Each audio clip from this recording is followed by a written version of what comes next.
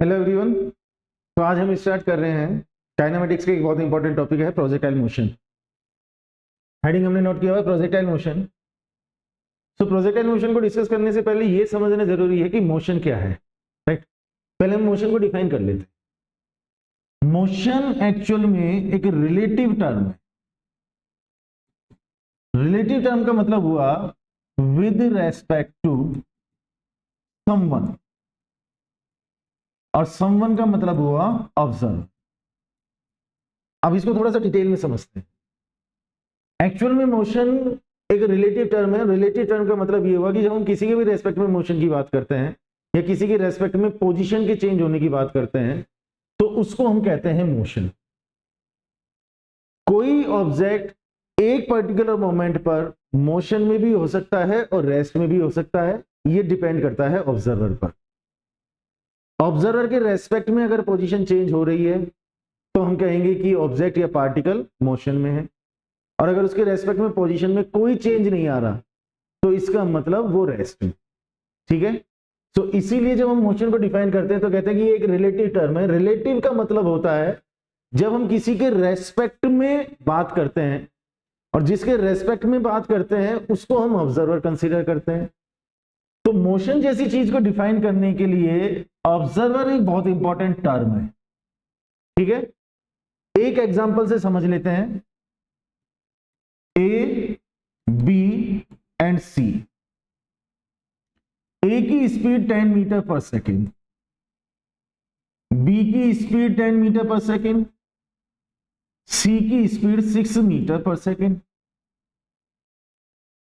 ठीक है। अब क्वेश्चन यह है कि ए मोशन में है या रेस्ट में है। तो एट ए ग्लांस हमारा आंसर ये होगा कि ए तो मोशन में है क्योंकि इसकी स्पीड गिवन है 10 मीटर पर सेकेंड। सही बात है। अगर मैं बी के रेस्पेक्ट में बात करूं तो क्या बी के रेस्पेक्ट में ए की पोजीशन में कोई चेंज है या नहीं है? बी के रेस्पेक्ट में ए की पोजीशन में कोई चेंज नहीं है। क्यों नहीं है? क्योंकि एक सेकंड में बी डिस्टेंस कवर करेगा 10 मीटर का, ए भी डिस्टेंस कवर करेगा 10 मीटर का। बी के रेस्पेक्ट में ए की पोजीशन हमेशा उसके पास रहेगी, मतलब बी के रेस्पेक्ट में ए की पोजीशन में कोई भी चेंज नहीं आएगा, क्योंकि जितने टाइम इंटरवल में जितना डिस्टेंस ए कवर करेगा उतने टाइम में उतना ही डिस्टेंस बी भी कवर करेगा। ये वाला पॉइंट क्लियर हुआ? तो बी के रेस्पेक्ट में ए की पोजीशन में कोई चेंज नहीं है, और जब पोजीशन में कोई चेंज नहीं है इसका मतलब पार्टिकल इज इन रेस्ट। इसीलिए हमने कहा कि बी के रेस्पेक्ट में ए रेस्ट में हो गया। सी के रेस्पेक्ट में अगर बात की जाए तो सी तो एक सेकंड में 6 मीटर डिस्प्लेस हो रहा है और ए एक सेकंड में 10 मीटर डिस्प्लेस हो रहा है। तो सी के रेस्पेक्ट में ए की पोजीशन में चेंज आ रहा है। सी के रेस्पेक्ट में ए की पोजीशन में चेंज है, इसका मतलब सी के रेस्पेक्ट में ए मोशन में है। इसीलिए हमने बोला है कि मोशन एक रिलेटिव टर्म है। It depends on the observer, कि ऑब्जर्वर कौन है इस पर सब कुछ डिपेंड करेगा। एक ही एग्जांपल में मोशन और रेस्ट दोनों हो गया। बी के रेस्पेक्ट में अगर बात करता हूं तो ए रेस्ट में है, सी के रेस्पेक्ट में अगर बात करता हूं तो ए मोशन में हो गया। ठीक है। तो इसीलिए हम कहते हैं कि मोशन एक रिलेटिव टर्म है। ये एक एलिमेंट्री बात होगी हमारी मोशन से रिलेटेड। अब मोशन के लिए हम बात करते हैं पोजीशन की, और पोजीशन को डिफाइन करने के लिए कोऑर्डिनेट्स यूज में लेते हैं एक्स वाई जेड। ये बिल्कुल बेसिक मैथमेटिक्स है, कोऑर्डिनेट सिस्टम है, ये हम जानते ही हैं कि 3 एक्सिस हमने लिए एक्स वाई एंड जेड। तो किसी भी पार्टिकल की ओरिजिन के रेस्पेक्ट में पोजीशन डिफाइन करने के लिए हम 3 कोऑर्डिनेट्स ले लेते हैं एक्स वाई और जेड, राइट। अब ये कोऑर्डिनेट पार्टिकल की पोजीशन को रिप्रेजेंट करते हैं। अगर टाइम के साथ में कोई एक कोऑर्डिनेट भी चेंज हुआ तो हम ये कहेंगे कि पार्टिकल की पोजीशन चेंज हुई, और पोजीशन में अगर चेंज आए तो हम कहेंगे कि पार्टिकल मोशन में है। ठीक है। 3 कोऑर्डिनेट मेरे पास। इस बेसिस पर अगर मैं बात करूं तो मोशन 3 तरीके से डिफाइन किया जा सकता है, मतलब मोशन के 3 टाइप बनेंगे। एक होगा 1D मोशन, पूरा नाम है 1 डायमेंशनल मोशन। एक होगा 2D मोशन, पूरा नाम है 2 डायमेंशनल मोशन। और एक होगा 3D मोशन, पूरा नाम है 3 डायमेंशनल मोशन। ठीक है। केवल एक कोऑर्डिनेट अगर टाइम के साथ में चेंज हुआ तो हम कहेंगे कि 1D मोशन है। 2 कोऑर्डिनेट अगर चेंज हो रहे तो कहेंगे कि 2D मोशन है, और 3 कोऑर्डिनेट अगर चेंज होंगे तो हम कहेंगे कि 3D मोशन। ये वाला पॉइंट क्लियर है? ठीक है, अब एज्यूम करो कि एक कोऑर्डिनेट ही चेंज हो रहा है, सपोज एक्स की वैल्यू चेंज हो रही है केवल। Let us take an example कि कोऑर्डिनेट 2, 3 एंड 4 है, ठीक है। अभी मैं कहता हूं कि केवल ये कोऑर्डिनेट चेंज हो रहा है, वाई और जेड कोऑर्डिनेट में कोई भी चेंज नहीं आ रहा, केवल एक्स कोऑर्डिनेट अगर चेंज हो रहा है तो इसका मतलब particle is moving along the x axis. अब वो एक्स एक्सिस के अलोंग पॉजिटिव डायरेक्शन में भी जा सकता है और नेगेटिव डायरेक्शन में भी जा सकता है, तो पार्टिकल का जो मोशन हो रहा है वो एक्स एक्सिस के अलोंग हो रहा है, इसका मतलब 1D मोशन है। और केवल एक्स के अलोंग मूव करेगा, इसका मतलब वो स्ट्रेट लाइन में मूव करेगा। इन द सेम वे हम कह सकते हैं कि अगर वाई कोऑर्डिनेट चेंज होता है तो वो वाई के अलोंग मोशन करेगा, जेड कोऑर्डिनेट अगर चेंज हो रहा है तो वो जेड के अलोंग मोशन करेगा। तो एक कोऑर्डिनेट अगर चेंज होता है तो हमारा पार्टिकल स्ट्रेट लाइन में मोशन कर रहा है। इट मींस मैं कह सकता हूं कि जो 1D मोशन है वो स्ट्रेट लाइन मोशन है। उल्टा भी कह सकते हैं कि स्ट्रेट लाइन मोशन को 1D मोशन कह सकते हैं। तो स्ट्रेट लाइन में जो मोशन होगा उसको 1D मोशन कहेंगे। 2D मोशन की बात करें तो दो कोऑर्डिनेट चेंज हो रहे होंगे, सपोज एक्स और वाई चेंज हो रहे हैं, सपोज वाई और जेड चेंज हो रहे हैं, सपोज एक्स और जेड चेंज हो रहे हैं, तो 2D मोशन में दो कोऑर्डिनेट चेंज होंगे। 2D मोशन वो होगा जो किसी प्लेन में होने वाला मोशन होगा। अब प्लेन के मोशन का क्या मतलब हुआ? X Y plane, Y Z plane, X Z plane, ये टर्म्स है जो फिजिक्स में यूज में ली जाती हैं। X Y plane, what is the meaning of X Y plane? X Y plane का मतलब ये होगा कि एक्स एक्सिस और वाई एक्सिस के बीच में ये जो पोर्शन है, अगर मैं ये एज्यूम कर लूं कि एक्स एक्सिस है और ये वाई एक्सिस है, तो एक्स और वाई के बीच में ये जो हमारा बोर्ड है ये हमारा एक्स वाई प्लेन में हुआ। वाई और जेड एक्सिस के बीच का जो पोर्शन होगा उसको वाई जेड प्लेन कहेंगे, एक्स और जेड एक्सिस के बीच का जो पोर्शन होगा उसको एक्स जेड प्लेन कहेंगे। ये वाली बात क्लियर है? तो दो कोऑर्डिनेट अगर चेंज होंगे तो दो कोऑर्डिनेट चेंज होने पर हमारा पार्टिकल किसी प्लेन में मोशन कर रहा होगा। इसलिए अगर 2D मोशन की बात आती है तो हम कहते हैं कि एक प्लेन में होने वाला motion, that is 2D motion. ठीक, सो यहां तक पॉइंट हमें क्लियर हुआ कि 1D मोशन की अगर बात करेंगे तो स्ट्रेट लाइन मोशन हुआ। मैं यहाँ पर नोट भी कर देता हूं कि 1D मोशन का मतलब हो गया straight line motion, 2D motion का मतलब हो गया प्लेन में होने वाला मोशन। 3 डायमेंशन मोशन, पतंग उड़ती है। अब पतंग जब उड़ती है तो आगे पीछे ऊपर नीचे दाएं बाएं सारे डायरेक्शंस में मूव करती है। सो कोऑर्डिनेट सिस्टम में अगर मैं देखूं तो पतंग की जो पोजीशन होगी उस पोजीशन के लिए तीनों कोऑर्डिनेट चेंज होंगे, और तीनों कोऑर्डिनेट चेंज होंगे तो इसका मतलब 3 डायमेंशन मोशन होगा, राइट। सो 1D मोशन का मतलब हो गया स्ट्रेट लाइन में मोशन, इसका मतलब केवल एक कोऑर्डिनेट चेंज हो रहा है। 2D मोशन का मतलब हो गया किसी भी प्लेन में होने वाला मोशन, इसका मतलब दो कोऑर्डिनेट चेंज हो रहे हैं। 3D मोशन का मतलब हो गया 3 डायमेंशनल मोशन, मतलब एक्स वाई जेड तीनों कोऑर्डिनेट चेंज हो रहे हैं। 2D मोशन में अगर बात करें, क्योंकि हमें प्रोजेक्टाइल मोशन पर डिटेल में बात करनी है, 2D मोशन में अगर बात करें तो उसके एग्जाम्पल है प्रोजेक्टाइल मोशन और सर्कुलर मोशन। 2D मोशन के एग्जाम्पल और भी हैं, बट फिजिक्स के सिलेबस के पॉइंट ऑफ व्यू से अगर बात करें तो हमारे सिलेबस में 2D मोशन के दो एग्जाम्पल है, प्रोजेक्टाइल मोशन और सर्कुलर मोशन, और ये दोनों हमें पढ़ने हैं। ठीक है, सो मोशन से बात स्टार्ट की, मोशन के डेफिनेशन को हमने समझा, फिर टाइप ऑफ मोशन पर हमने बात की। उसमें 3 टाइप 1D, 2D और 3D लिए। 1D का मतलब स्ट्रेट लाइन हुआ, 2D का मतलब प्लेन में मोशन हुआ, 3D का मतलब तीनों कोऑर्डिनेट चेंज हो रहे हैं। 2D मोशन में दो एग्जांपल प्रोजेक्टाइल और सर्कुलर। ठीक है, प्रोजेक्टाइल मोशन पर हमें डिटेल में बात करनी है, राइट। आई होप यहां तक की बात क्लियर होगी, मोशन का मीनिंग समझ में आया। मोशन के लिए बस ये टर्म जो है रिलेटिव, ये इंपॉर्टेंट टर्म है, रिलेटिव, ऑब्जर्वर, ये इंपॉर्टेंट टर्म्स है जो फिजिक्स में यूज में आती है। सो काइनेमेटिक्स का कॉन्सेप्ट अगर मुझे समझना है तो मुझे इन चीजों को समझ लेना है। ठीक है, अब बात करते हैं प्रोजेक्टाइल मोशन पर। ठीक है, अगेन मैं हेडिंग लेता हूं प्रोजेक्टाइल मोशन। प्रोजेक्टाइल मोशन जैसे अभी हमने डिस्कस किया था कि प्रोजेक्टाइल मोशन 2D मोशन है, मतलब एक प्लेन में होने वाला मोशन है। एग्जांपल लेते हैं, ये हॉरिजॉन्टल डायरेक्शन, ये वर्टिकल डायरेक्शन। मैंने हॉरिजॉन्टल डायरेक्शन को एक्स एक्सिस और वर्टिकल डायरेक्शन को वाई एक्सिस कंसीडर कर लिया। सपोज मैं यहां से एक पार्टिकल को किसी स्पीड u से, एक जनरल चीज लेकर के चल रहा हूं, स्पीड u से थीटा एंगल पर प्रोजेक्ट करूं हॉरिजॉन्टल के साथ। तो थीटा एंगल पर अगर मैं प्रोजेक्ट करूंगा तो प्रैक्टिकली ऑब्जर्व करूंगा कि पार्टिकल कुछ इस तरह से मूव करेगा कर्व्ड पाथ में।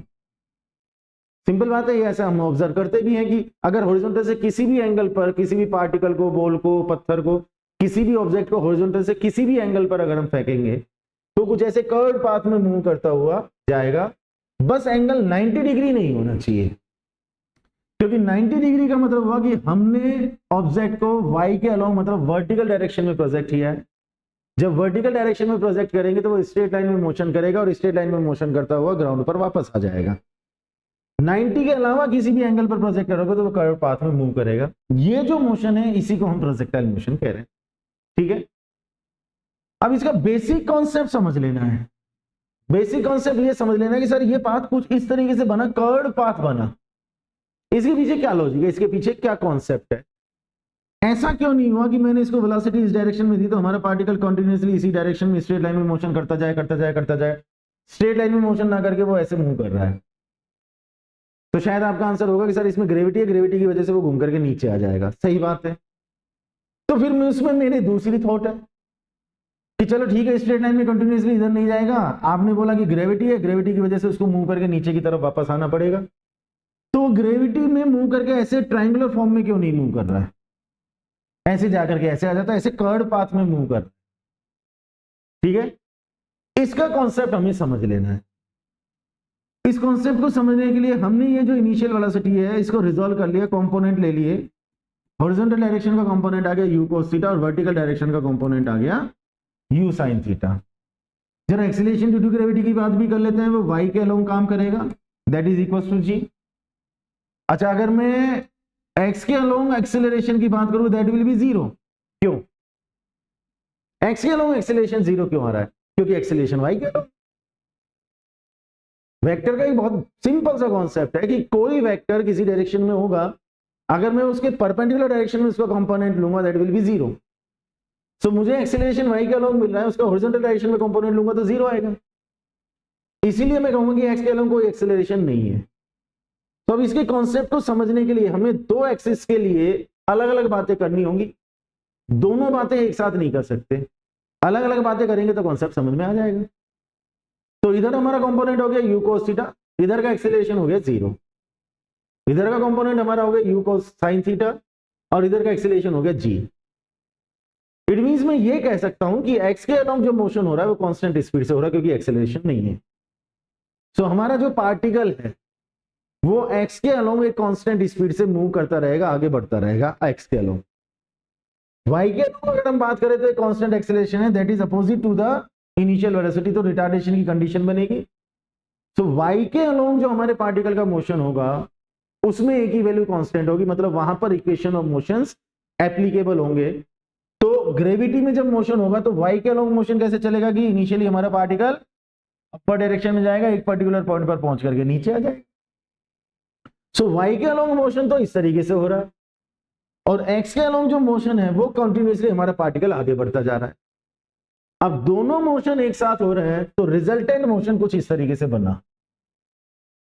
लेकिन एक क्वेश्चन अभी भी पेंडिंग है कि सर दोनों मोशन एक साथ हैं, x के अलोंग हमारे पार्टिकल को कंटिन्यूअसली जाना है, y के अलोंग पार्टिकल को ऊपर जाना है फिर नीचे आना है, लेकिन रिजल्टेंट ये कर्व्ड क्यों है, ये ट्रायंगुलर फॉर्म में क्यों नहीं है, ये क्वेश्चन तो अभी भी पेंडिंग है। तो सर एक काम करते हैं, x और y के बीच में इक्वेशन तैयार कर लेते हैं, इक्वेशन जो बनेगा उसके अकॉर्डिंग शेप हो जाएगी। अब x और y के बीच में रिलेशन कैसे तैयार करें? तो उसके लिए हमने कोई एक जनरल पॉइंट कंसीडर किया जिसके कोऑर्डिनेट x और y ले लिए, और x और y का मतलब होगा कि ये वाला डिस्टेंस हमारा x है और ये वाला डिस्टेंस हमारा y है, और सपोज यहां से यहां तक का टाइम t है। कुछ नहीं करना है, x को कैलकुलेट कर लेना है t की फॉर्म में, y को कैलकुलेट कर लेना है t की फॉर्म में, और दो इक्वेशन बना करके t को एलिमिनेट कर देना। अब x के लिए अगर मैं बात करूं तो एक्सीलरेशन 0 है, तो x एक्सिस के लिए मेरे पास फॉर्मूला होगा speed equals to distance upon time, that is the only formula for x axis. x axis के लिए मैं इसके अलावा कोई दूसरा फॉर्मूला लगा ही नहीं सकता। y एक्सिस के लिए अगर बात करूंगा तो मेरे पास में रहेंगे इक्वेशंस ऑफ मोशन, तीन इक्वेशन मैं नोट भी कर देता हूं, v equals to u plus AT, s equals to ut plus half AT square and v square equals to u square plus 2s। यहां पर a की वैल्यू g हो जाएगी, वो अंडरस्टूड है। वो हम जानते ही। सो अब x के लिए अगर मैं इक्वेशन लिखूंगा तो स्पीड कितना है u cos थीटा, डिस्टेंस कितना हुआ x, टाइम हुआ t। y के लिए अगर बात करूं O to P, y axis को देखें, initial velocity is u sin theta, displacement is y, acceleration is z। I think second equation appropriate रहेगा। और याद रखना कि यहां पर एक साइन कन्वेंशन भी चलता है, पॉजिटिव नेगेटिव। आई थिंक वो वाला कॉन्सेप्ट हमको सबको क्लियर है कि अपवर्ड डायरेक्शन को पॉजिटिव लिया तो डाउनवर्ड डायरेक्शन को नेगेटिव ले लेंगे, उल्टा भी कर सकते हैं।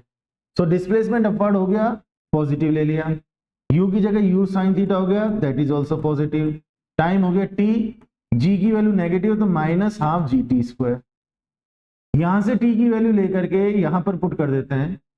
तो यहां से अगर मैं t की वैल्यू लेता हूं तो x upon u cos theta है।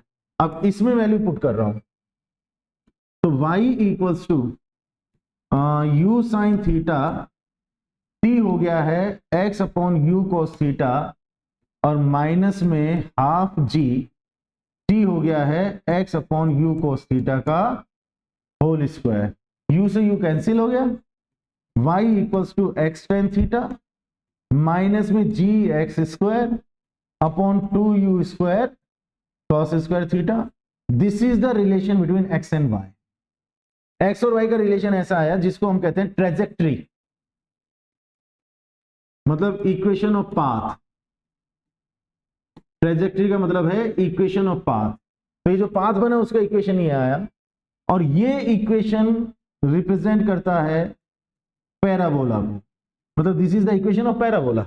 ये पैराबोला का इक्वेशन है, इसीलिए हमारा पार्टिकल पैराबोलिक पाथ में मूव करेगा, और वो ऐसे पैराबोला में मूव करता हुआ यहां पर आकर के ग्राउंड से टकराएगा।